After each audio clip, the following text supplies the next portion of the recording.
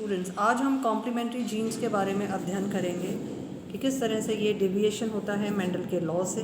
तो क्या होती हैं कॉम्प्लीमेंट्री जीन्स? जब दो या अधिक प्रभावी जीन्स जो एक ही गुणसूत्र के विभिन्न लोकाई या स्थलों पर उपस्थित होती हैं या दो अलग अलग गुणसूत्र या क्रोमोसोम्स पर उपस्थित होती हैं और परस्पर अन्योन्य क्रिया करते हैं तथा किसी लक्षण को व्यक्त करते हैं, किंतु यदि इन दोनों में से कोई भी जीन अनुपस्थित होती है तो अन्य दूसरा साथी जीन भी अपना प्रभाव व्यक्त करने में असमर्थ होता है। अर्थात इन साथी जीन्स की क्रिया जो स्वतंत्र होते हुए भी एक दूसरे को पूरक होती हैं। तो these are known as complementary genes या पूरक जीन्स। और ये जो कॉम्प्लीमेंट्री जीन्स हैं, यहाँ पे ये दोनों ही डोमिनेंट जीन्स होती हैं और इनकी प्रेजेंस से ही वो कोई ट्रेट को या फिनोटाइप को डिपिक्ट करती हैं। और इसलिए इन जीन्स को, क्योंकि they are complementing each other, इसलिए हम उसको क्या कहते हैं, कॉम्प्लीमेंट्री जीन्स। तो अगर हम एनिमल्स में इसका एक एग्जाम्पल देखें तो this is a albino mouse. Albino mouse मतलब वाइट कलर का माउस है जो कि उसका कोट का कलर है। यहाँ पे एंजाइम ए का सिंथेसिस होता है थ्रू ए केमिकल कंपाउंड। तो केमिकल कंपाउंड 1 से एक बनता है chemical compound 2 with the help of enzyme A, फिर केमिकल कंपाउंड 2 से with help of enzyme B it gets converted into chemical compound 3। अब जैसे ही वो केमिकल कंपाउंड 3 में कन्वर्ट हो जाता है तो एक ब्लैक माउस यहाँ पे निर्मित हो जाता है। अर्थात कहने का मतलब you require 2 enzymes, enzyme A and enzyme B to produce a black mouse. तो इस तरह से जो दो हैं जीन्स, एक जीन जो कि प्रोड्यूस करेगी एक केमिकल कंपाउंड को और दूसरी जो जीन जो प्रोड्यूस करेगी एक दूसरे केमिकल कंपाउंड को, इन दोनों की ही आवश्यकता होती है ब्लैक माउस के प्रोडक्शन में।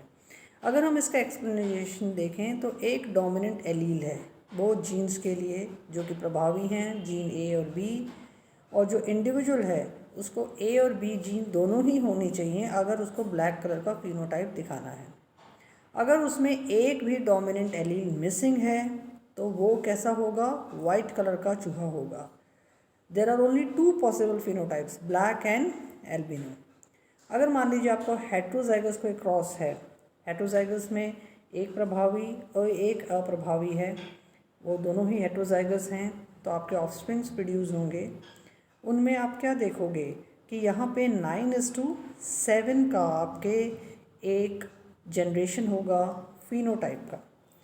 तो instead of 9:3:3:1 what we are getting is 9:7, क्योंकि जो 7 हैं वो कैसे हैं, एल्बिनो। इनमें आप क्या देखोगे, यहाँ पे कोई भी दोनों प्रभावी उपस्थित नहीं है। जैसे कि अगर हम देखें 9 जो है, 9 में ए और बी दोनों ही डोमिनेंट अर्थात दोनों ही जीन्स प्रेजेंट हैं, तो चूहे का कलर कैसा है, ब्लैक है। 3 जो हैं उनमें एक ही प्रभावी है, इसलिए बी नहीं है, इसलिए वो ब्लैक कलर नहीं बनेगा, वाइट कलर होगा, एल्बिनो होगा। ऐसा ही 3 जो बने हैं उसमें भी ये सिचुएशन है कि खाली बी प्रभावी उपस्थित है, ए नहीं है, तो वाइट कलर का माउस है। 1 में हम क्या देखते हैं कि दोनों ही यहाँ पे प्रेजेंट नहीं है, तब भी वो वाइट कलर है। तो you are getting a ratio of 9:7 in mouse. तो ऐसा ही अध्ययन प्लांट्स के ऊपर बैट्सन और प्यूनेट ने किया था, लेथारस ऑड्रेटस में उन्होंने किया था, और उन्होंने 9:7 का एक जीन्स का एक इंटरेक्शन यहाँ पे देखा था कि कैसे ये जो कॉम्प्लीमेंटेशन होता है कि फूल के रंग की वंशागति को उन्होंने प्रभाव को उन्होंने बताया। उन्होंने ये बताया कि फूलों में लाल रंग का जो लक्षण होता है वो एंथोसायनिन के कारण होता है। एंथोसायनिन वर्णक एक रंगहीन पदार्थ क्रोमोजन पर एक एंजाइम द्वारा क्रिया करने के कारण उत्पन्न होता है। तो अगर हम देखें तो यहाँ पे जीन सी और ए, जीन सी प्रोड्यूस करती है क्रोमोजन, जीन ए प्रोड्यूस करती है एंजाइम या एक्टिवेटर होता है। क्रोमोजन और एंजाइम जब दोनों मिलते हैं तो पिगमेंट बनता है अर्थात एंथोसायनिन बनता है, जिससे कि पुष्प का कलर होता है लेथारस ऑड्रेटस में, जिसको हम कहते हैं स्वीट पी। स्वीट पी में अगर हम देखें तो there are 2 varieties of white flowers or the plants were seen. Each variety bred true and produced white flowers in successive generations. तो ये जो पाथवे होता है कैसे होता है, एंथोसायनिन पिगमेंट सिंथेसिस का जो डोमिनेंट जो एलील होती है या एलील्स होते हैं जिसको हम सी कहते हैं, ऑफ जीन सी वो रिस्पॉन्सिबल हैं प्रेजेंस के लिए क्रोमोजन के लिए। होमोजाइगस जो रेसेसिव है सी जो एलील है वो रिस्पॉन्सिबल है एब्सेंस ऑफ क्रोमोजन के लिए। मतलब जहाँ पे सी प्रेजेंट है कैपिटल सी वो क्रोमोजन के लिए रिस्पॉन्सिबल है। लाइकवाइज जो डोमिनेंट जो एलील है पी जो है होमोजाइगस में वो रिजल्ट करता है production of an enzyme which is necessary for anthocyanin which is a complementary factor from chromogen, while homozygous recessive जो कंडीशन है does not produce any such enzyme. Thus only double जो dominant जो genotypes हैं जिसमें कि enzyme functional होगा वो ही बना पाएगा इस पिगमेंट को। अगर हम ब्लॉक कर दें दोनों ही स्टेप्स को तो पिगमेंट का फॉर्मेशन नहीं होगा, कलर का फॉर्मेशन नहीं होगा।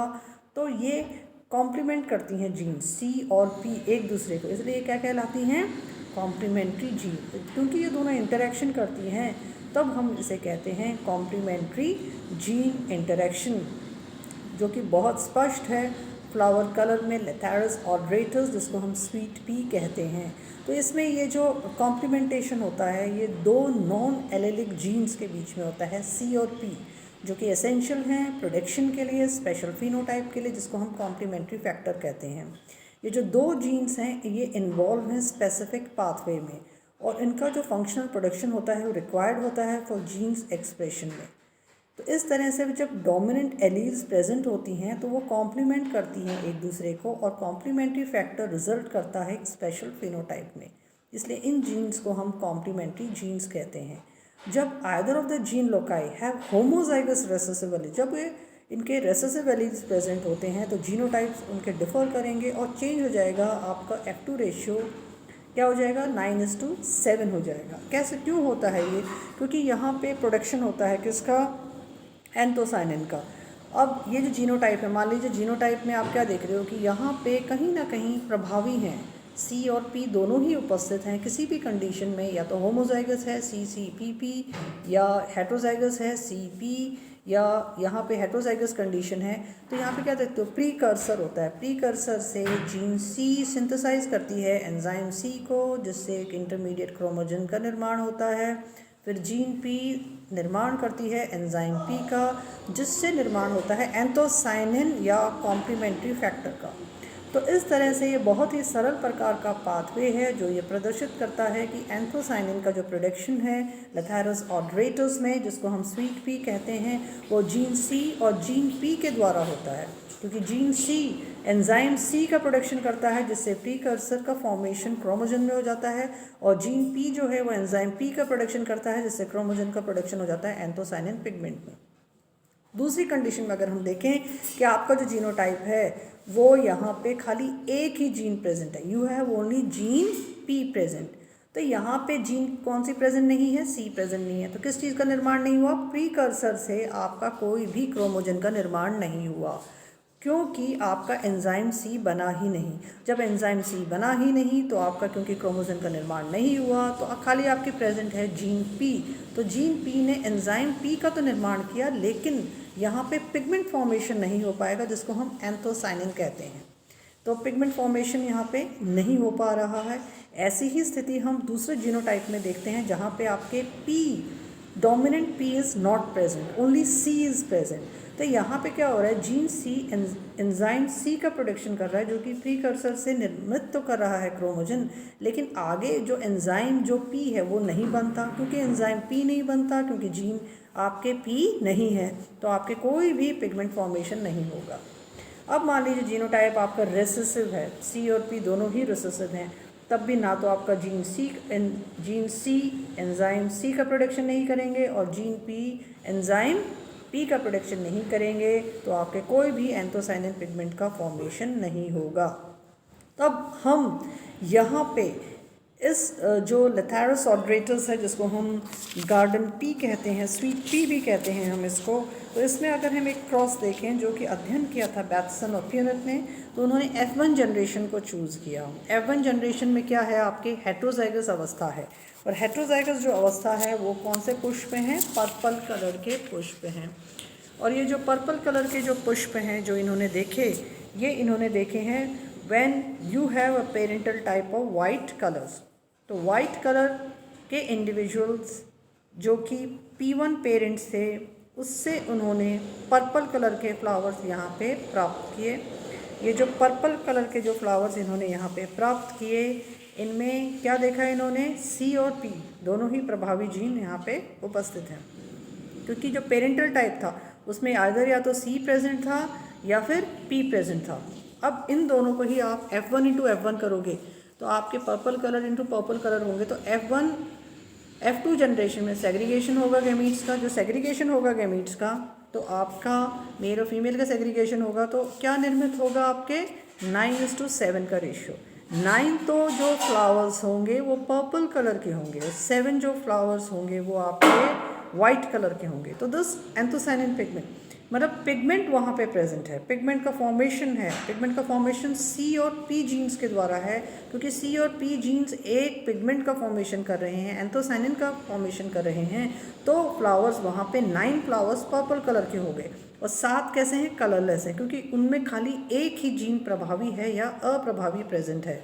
तो इस तरह से ये बैट्सन और प्यूनेट ने बहुत ही एक रोचक एक एक्सपेरिमेंट किया था, जिसमें उन्होंने 9:7 का रेशियो प्राप्त किया था when they used parental type of white flowers, जिससे कि आपके F1 जनरेशन में कलर्ड फ्लावर्स आए और F1 जनरेशन को ही उन्होंने क्रॉस ब्रीड कराया तो आपके F2 जनरेशन आए। F2 जनरेशन में आपके फिनोटाइप क्या होना चाहिए था, 9:3:3:1 होना चाहिए था, लेकिन आ क्या रहा है, 9:7 आ रहा है, which is a deviation from Mendel's law. क्योंकि ये डिविएशन हो गया है, क्योंकि ये दोनों ही जीन C जीन और P जीन एक दूसरे को कॉम्प्लीमेंट कर रही हैं, इसलिए ये कॉम्प्लीमेंट्री जीन्स कहलाती हैं। और यहाँ पे कॉम्प्लीमेंट्री जो जीन्स हैं वो एक डिविएशन है, इम्पॉर्टेंट इंटरेक्शन हो रहा है जीन्स के मध्य, कि अगर दोनों ही जीन्स में से एक भी जीन एब्सेंट होती है तो वो ट्रेट वहाँ पे नहीं बन पाता। जैसे कि हम स्वीट पी में देखते हैं कि if C is present and P is present, मतलब C और P दोनों प्रेजेंट हैं तो फ्लावर का कलर कैसा होगा, पर्पल होगा। लेकिन अगर C ही प्रेजेंट है या P ही प्रेजेंट है तो फ्लावर का कलर कैसा होगा, वाइट कलर का होगा। तो इसलिए ये एक डिविएशन है, मेंडल के लॉ से, जिसको हम कहते हैं 9:7 का रेशियो। I hope you are able to understand these complementary genes in a simplified way. Thank you.